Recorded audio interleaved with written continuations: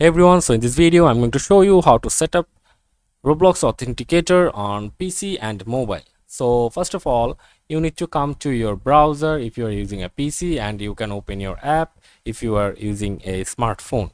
So after coming to the browser, you have to search for Roblox and click on enter, and it will take you to the Roblox home account if you're logged in already.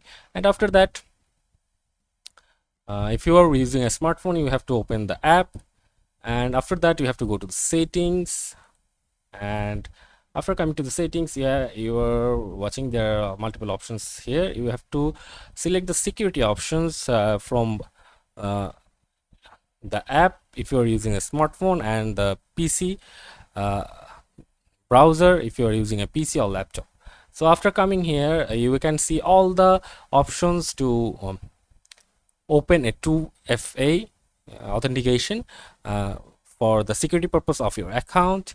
So as you can see, the first one is authenticator app and very secure, that is saying. And you can also enable email that is secure, receive unique security codes at your specified email. And you can also hardware security keys, very secure, supported on web browser, iPhone and iPad. Use a hardware key as an extra layer of protection while logging in. And you can also see where you are logged in from here.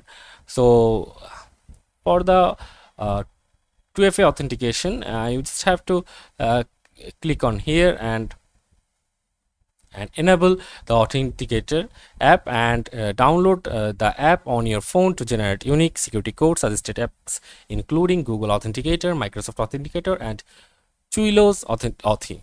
So that's how you can set up the authenticator app with the Roblox account.